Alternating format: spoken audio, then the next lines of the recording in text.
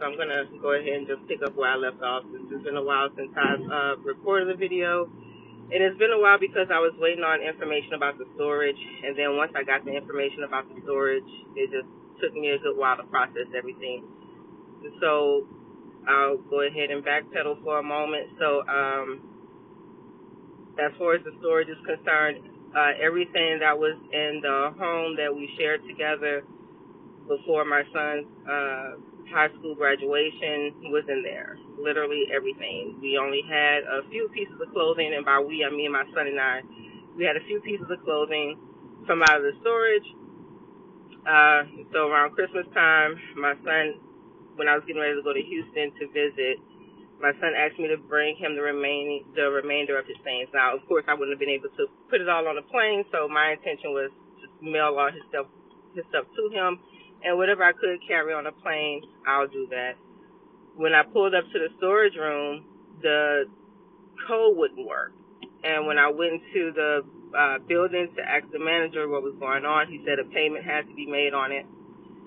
So I sent my ex an email at this time because now, I know I've been ghosted by my husband at this time. So there's no communication at all, not on the phone, not anything, just an email from time to time, because he started a completely new life unbeknownst to me. So his response to me was, he said, I already spoke to them. I will make the payment January 24th. I said, fine. January 24th has come and gone. It's come and gone. So then I asked, again through email, when will the next payment be made? His response to me was, it's going to be February something, like February 8th-ish. And for me to take myself off his cell phone plan, my response to that, and that goes back into when everything was first happening as far as us getting, divorced and everything. So throughout the duration of our marriage, I've always had him on my medical insurance because he didn't make enough money to have medical insurance coming out of his paycheck. He was only making about $14 an hour, and so it only made sense that for me as an educator, I just have the family on my medical. So he would pay for the cell phone bill. Now, once everything came to a head and we know, okay, well, we're going to get a divorce because I've been ghosted, the agreement was he would pay the storage until June, and that's when my teaching contract is up, and that's when I'm moving to Arizona. So he would pay my cell phone bill until June, and he would pay the storage up until June, and I will keep the medical insurance. And that's even on our divorce documents that, he notarized that he would do. So anyway, he changed the date again. All right. So I'm going to go back. When I got back from Houston around Christmas time, this was after Christmas because I was in Houston for Christmas, obviously. One of the times that I asked him about the storage, which was when he said he would pay it January 24th, I think he changed the date like 2 or 3 times, but January 24th ended up being the very last date that he gave me, besides the February 8th. But I'm going back for a reason. So when I got back in town and I wanted my things and I needed my things because Founders Day was coming up and all of my, paraphernalia was in there, and I wanted my things because I wanted to be able to go out and have a good time. And again, the date was changed up, and I just so happened to be on the phone with a good friend of mine, and she said, Chauncey, why do you keep letting him change the date on you like that? She said, go up there, talk to the people, see what's going on with the storage. I said, okay, I will. And I was on the phone with my friend the whole time. I drove there, got into the office. I still have my friend on the phone. It's this guy there, nice guy, and I explained to him, hey, my husband, he's supposed to be paying the storage, and, there's some things in there I need to get, but, I was denied access. Can you tell me what's going on? And he, I can tell he sees something on that computer that he's not sharing with me, and he was like, eventually he told me that the storage was auctioned off. And the storage was auctioned off a week before my birthday. And my birthday is November 8th. And mind you, my husband ghosted me October 8th-ish. It was like the beginning of October when he ghosted. So the whole time, my, then husband or whatever, he knew that the storage had been auctioned off. And so I said, I want to see how long he's going to keep this lie up. So when the man told me it had been auctioned off a week before my birthday, I lost it. And I don't mean like I lost it like, I went off on a man or anything like that. I mean, I broke. I was literally on the ground. And this man felt so bad for me. He started to cry too. He was crying. He was, trying to pick me up off the floor. He was basically hugging me and everything. And it wasn't no funny business or anything like that. He was genuinely hurt as well. And, come to find out, he's an Army veteran or whatever, but he went through a similar situation like that with the former spouse, so he totally understood. And so he said, it was auctioned off, and the stuff was auctioned off for $300, by the way. He said, but they did leave some personal things behind. I was like, okay, that's great. And what he showed me was, and it was boxes that he carried, for me to the car. And I think what brought that up was, in the midst of me crying, I was like, man, I have stuff up in there that they can't do nothing with. They can't, a stranger wouldn't know what to do with my things. And anyway, he goes and gets the boxes. I'm looking through the boxes, and it's our Greek stuff. Now, my stuff was mainly paraphernalia. It was mainly stuff from when I first crawled. So my pen, whatever, you know what it is. So it was that stuff. And then he brings out another box, and it was my husband's Alpha stuff. And it wasn't just Alpha Greek stuff. It wasn't just, paraphernalia stuff. It wasn't just, the bricks with the chains and all that stuff or whatever. It wasn't just no apes. It was information nobody should know.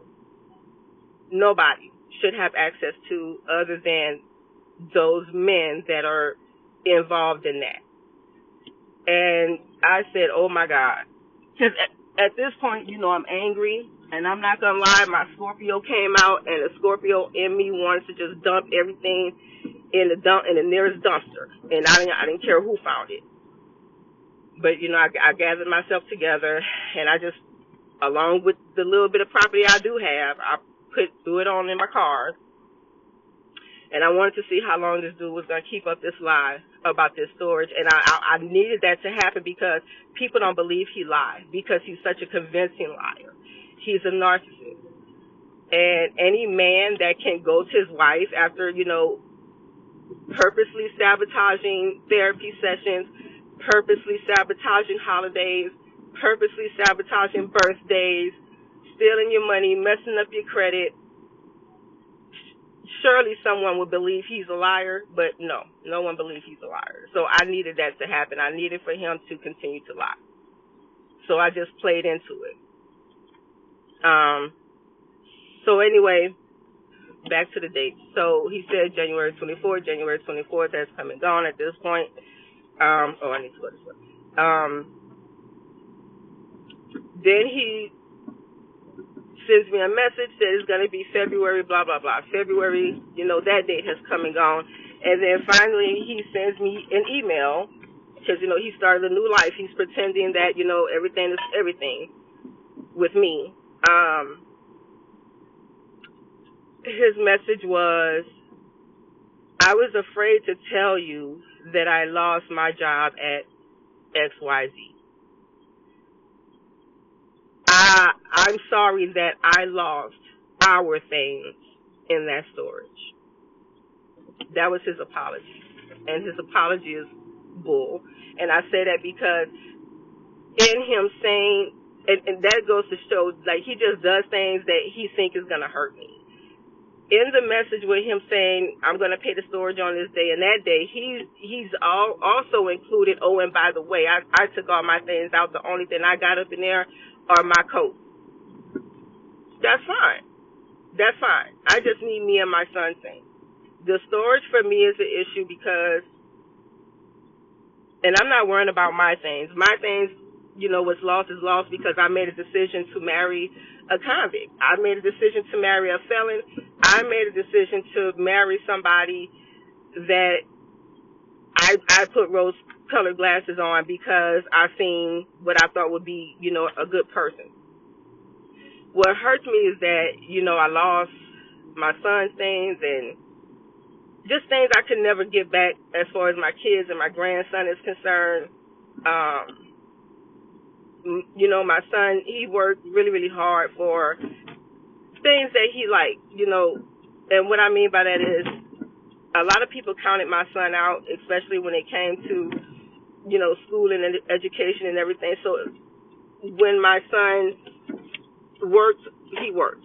And everything that he wanted, he got because he deserved it. And so things that could never be replaced. So, the little World Series rings that he liked from, when the Astros won, I think that's one of them. And tennis shoes, he would buy like collector's items and things that he would never wear. He just wanted to, save them and have them. Jerseys that was gifted to him, and not regular jerseys, like, autographed jerseys. On top of, my son's graduation things, his clothing, just his jewelry, and he didn't wear a lot of jewelry. He's a lot like me as far as simplicity is concerned when it comes to jewelry. He likes a lot of natural earth stones like obsidian, things of that nature. So anyway, that's what happened with the storage, and I'm so happy I'm to the point to where I don't even cry about it anymore. My focus has been just, what can I do to right my wrongs with my kids, because all their things are gone, as well as my stuff that I had for my grandson. Everything is gone, and it still hurts. I think what came to me at that time, because I had already, I've accepted everything. I accepted everything before he left. And what I mean by that is, it was clear that my husband was cheating and he wasn't going to stop cheating. So before he left is when I started to discover a bunch of things that he had done with, credit cards that I didn't know was in my name. He went over the credit limit on a lot of them. I had credit cards charged off on my credit report. He had a car repossessed that he swears he told me about. This man never told me about the car being repossessed. I didn't know until I got home that day. And he was home, but I didn't see his car in the parking area. So my goal was, and this was October, before he left to, again, go to Tampa, which AKA ended up being Houston, which is where he lives now. And I broke it all down. I still have the text messages. I still have the emails. I still have everything where I said, hey, I know this isn't going to work. You know this isn't going to work, so let's go ahead and put this budget together. I said I need, for us to do this so that way I can heal in peace. I can heal in comfort. That was my biggest thing. I wanted to heal in comfort. And so I put the budget together, and I put it to where he would have enough money to go and do what he needed to do. I would have enough money to relocate to Arizona, and, I'll be able to get an apartment. I'll be able to get a place to live. When this man left me, he left me homeless. And because once I found out he was in Houston and not in Florida where he said he was going to be, because I kept calling him trying to figure out how I was going to pay for a hotel room, he told me, and I have those messages as well, that because I was disturbing him, he's not paying for anything. And he didn't.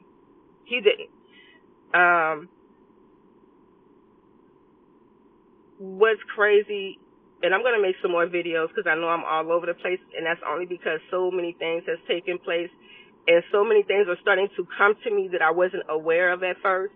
I'm disappointed in his family because I was around a long time for marriages, for births of babies and everything, and nobody, not one person in his family has picked up the phone and say, hey, you good?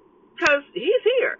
So that tells me he had this plan in place for a very long time for where his family had not one person, not the mama, the first lady, not the daddy, the preacher, not, the brother I thought I was cool with. Nobody has picked up the phone to say, hey, do you have, a pot to piss in and a window to throw it out of? You good? And I wasn't. I was in my car. And I was so humiliated I couldn't tell anybody. And going to school early so I could get there before my kids. It's just embarrassing, Get there before my kids so I can get myself together so I can be clean and be presentable, and teach my class. And that was actually something that I looked forward to because it got my mind off of everything. There's so much to talk about. But yeah, that's my storage. Me and my son, my grandson, my kids, everything that I've ever owned is gone, with the exception of, my paraphernalia from when I first crossed, and I'm very grateful for that because they could have took that. And I still have this clown stuff, and I'm going to mail that to one of his family members. The only thing, because I'm telling you, it's stuff in there nobody should know about, I swear. And I didn't even look no further once I realized what I was looking at. These bricks, though, the bricks are going in the dumpster because I'm not spending a bunch of money to mail that. But anyway, yeah, thank y'all for listening.